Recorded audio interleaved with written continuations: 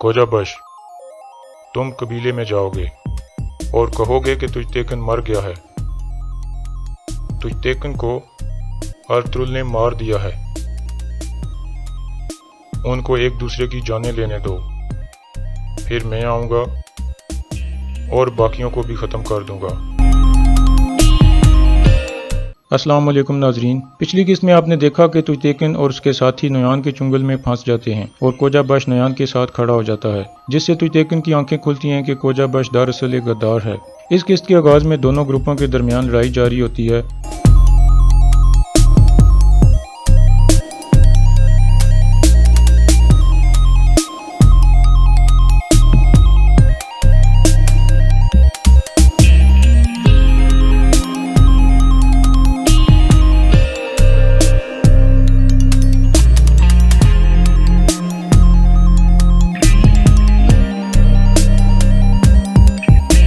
तुजतेकन के तमाम साथी शदीद जख्मी होकर गिर जाते हैं और तुजतेकन को भी नोयान काबू कर लेता है और उसको शदीद जख्मी करके एक गड्ढे में फेंक देता है।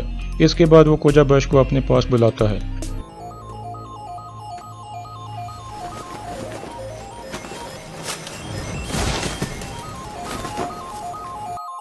कोजाबश, तुम कबीले में जाओगे और कहोगे कि तुजतेकन मर गया है।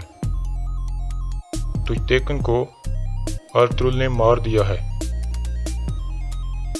उनको एक दूसरे की जानें लेने दो, फिर मैं आऊँगा और बाकियों को भी ख़त्म कर दूँगा। नोयान कोजाबश को कबीले में भेजकर दोनों कबीलों में बड़ा इख्तिलाफ पैदा करना चाहता था, ताकि वो दोनों एक दूसरे को ही मारकर ख़त्म हो जाएं और जो बच जाएंगे उनको हम मार देंगे। फिर नोयान कोजाबश को कहता है कि तुम्हारी शक्ल से बिल्कुल नहीं लगता कि तुम किसी लड़ाई से निकल कर आए हो, इसलिए उसका हुलिया तब्दील करने के लिए उसे खूब मारता है। फिर नोयान कहता है कि अब तुम ठीक लग रहे हो और तुम जा सकते हो। कोजाबश वहाँ से निकल पड़ता है। नोयान कहता है कि आज मैं बहुत खुशी महसूस कर रहा हूँ, मुझे हर चीज़ अच्छी लग रही है। तानगुत कहता है कि अर्तुगरुल एक दफ़ा फिर हमारे हाथ से निकल गया और हम दोनों को नहीं मार सके। नोयान कहता है कि अगर हम दोनों को मार देते तो सिर्फ 2 ही आदमी मरते, लेकिन अब अर्तुगरुल जिंदा होते हुए भी मरों जैसा है, क्योंकि जब कोजाबश कबीले में जाकर बताएगा कि अर्तुगरुल ने तुजतेकन को मार दिया है तो कबीला अर्तुगरुल के लिए आग का मैदान बन जाएगा और फिर 2 की बजाय कई लोग मरेंगे। दूसरी तरफ अर्तुगरुल और उसके साथी हलीमा सुल्तान और दिल्ली दामीर के पास पहुंच जाते हैं। अर्तुगरुल उनको बताता है कि हम मंगोलों का वहां इंतजार करते रहे, लेकिन उनकी बजाय वहां तुजतेकन और उसके साथी आ गए। इसके बाद वो सब वहाँ कुछ आराम करते हैं। अर्तुगरुल अपने हाथ से लोहे का दस्ताना उतारता है, उसके हाथ से कुछ खून बह रहा होता है, जिसे हलीमा सुल्तान पानी से साफ करती है। अर्तुगरुल कहता है कि मैं लड़ना चाहता हूँ, लेकिन मेरा हाथ साथ नहीं दे रहा और मैं बहुत मुश्किल से तलवार पकड़ता हूँ। दूसरी तरफ कबीले में गुमस्तेकन आयतुल्लाह को कहता है कि अर्तुगरुल ने सल्जूक कमांडर अर्तकुश को नहीं मारा और मुझे ज़रा बराबर भी उस पर शक नहीं है, जिस पर आयतुल्लाह चौंक जाती है और कहती है कि ये आप क्या कह रहे हो। गुमस्तेकन कहता है कि हम अपने मकसद में कामयाबी के लिए झूठ और सच को नहीं देखेंगे। आयतुल्लाह कहती है कि हमें हर हाल में गोंजा गुल और गुंदोगदो की शादी कराना होगी, जिसके बाद गुंदोगदो तुम्हारी हर बात मानेगा, लेकिन उससे पहले हमें हाइमा खातून को इस रिश्ते के लिए राजी करना होगा, जिस पर गुमस्तेकन कहता है कि मैं बिल्कुल ऐसे ही करूँगा। दूसरी तरफ गोखचे गुस्से में सलजान के खेमे में दाखिल होती है और कहती है कि मैं हर रोज़ दुआ करती हूँ कि तुम मर जाओ और तुमसे जान छूट जाए, जिस पर सलजान भी गुस्से में आ जाती है और उसे कहती है कि तुम तुजतेकन से शादी सिर्फ इसलिए करना चाहती हो ताकि तुम अर्तुगरुल से बदला ले सको। इसके बाद गोखचे सलजान पर हाथ उठाने की कोशिश करती है, लेकिन सलजान उसका हाथ रोक लेती है और फिर गोखचे को लगातार थप्पड़ मारना शुरू कर देती है और साथ साथ उसे कहती है कि बाज आ जाओ, तुम्हें सुलेमान शाह और हाइमा खातून ने अपनी बेटियों की तरह पाला है, लेकिन तुम गलत रास्ते पर चल पड़ी हो। इसके बाद हाइमा खातून वहाँ आ जाती हैं और गोखचे को बाहर जाने को कहती हैं और सलजान को समझाती हैं कि तुम सब के साथ अपने ताल्लुकात ख़राब कर रही हो और अपने आप को कंट्रोल करो। हाइमा खातून के जाने के बाद सलजान अपने आप से ये फैसला करती है कि अब से मैं आयतुल्लाह को नहीं छोड़ूंगी और उसे बेनकाब करके रखूंगी। इसके बाद हाइमा खातून गुंदोगदो के खेमे में जाती हैं और उसे सलजान के बारे में बताती हैं। गुंदोगदो कहता है कि या मैं सलजान को मार डालूंगा या मैं उसे तलाक दे दूंगा। हाइमा खातून उसे कहती हैं कि तुम अपने लिए कोई और औरत देखो जो तुम्हें औलाद दे सके, लेकिन सलजान को तलाक मत देना, ये हमारी रवायात के खिलाफ है। गुंदोगदो कहता है कि अगर उसने मुझे दूसरी शादी की इजाज़त नहीं दी और मुश्किलात पैदा की तो फिर क्या होगा। हाइमा खातून कहती हैं कि उसे तरीके से रहना होगा, वरना मैं उसे अपने खेमे में या इस कबीले में नहीं रहने दूंगी। इसके बाद गुंदोगदो गोंजा गुल को कबीले से बाहर एक नहर के पास बुलाता है, जहां वो उसकी कुछ तारीफें वगैरह करता है और गोंजा गुल भी उसे खुश करने की कोशिश करती है। इसके बाद गुंदोगदो कहता है कि मैंने जिरगे में जाना है, इसलिए मुझे जाना होगा।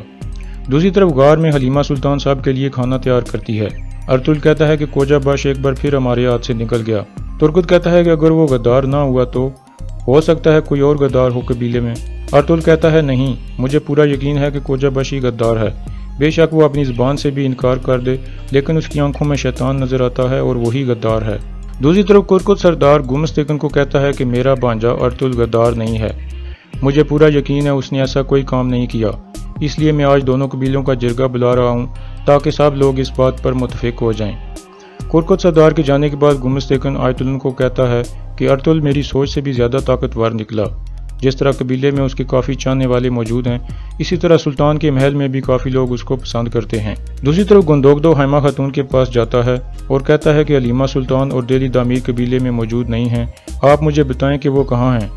हाइमा खातून कहती हैं कि वो दोनों सुल्तान अलाउद्दीन की तरफ रवाना हुए हैं ताकि रियासत के कुछ ज़रूरी कागजात उनके हवाले कर सकें और अर्तुल के खिलाफ जो साजिश की गई है उसके बारे में बता सकें। फिर हाइमा खातून से बताती हैं कि ये कागजात दरअसल सुंगर तेकन की तरफ से आए हैं और वो जिंदा है और बहुत जल्द वापस हमारे पास आ जाएगा, जिस पर गुंदोगदो भी खुश हो जाता है। लेकिन गुंदोगदो हैरान भी था कि ये खबर और कागजात अर्तुल तक कैसे पहुंचे। इसके बाद दोनों कबीलों का जिरगा शुरू होता है, जिसमें अर्तुल के बारे में बात होनी थी।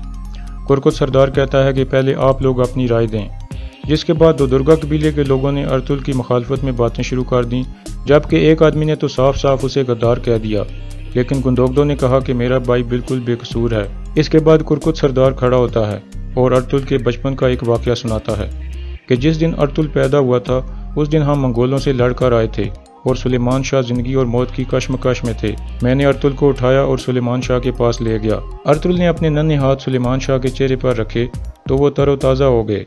फिर उन्होंने दुआ मांगी और अर्तुल से कहा, जैसे तुम्हारे नन्हे हाथों ने मुझे नई जिंदगी दी है, इसी तरह तुम ओगज़ खानदान की जख्मों के लिए भी मरहम बनो, और अगर ये सारी दुनिया भी तुम्हारे खिलाफ हो जाए फिर भी तुम कभी अपने रास्ते से मत हटना। इसके बाद कुरकुत सरदार कहता है कि अर्तुल अपने बाप का एक वफादार बेटा है और अर्तुल गद्दार नहीं है। इसके बाद गुमस्तगन कहता है, अल्लाह करे कि ऐसा ही हो जैसा आपने कहा है और जो उस जख्मी सिपाही ने हमें बताया है वो गलत हो। जिस पर कुरकुत सरदार कहता है इंशाअल्लाह, और यहाँ इस किस्त का इख्तिताम हो जाता है।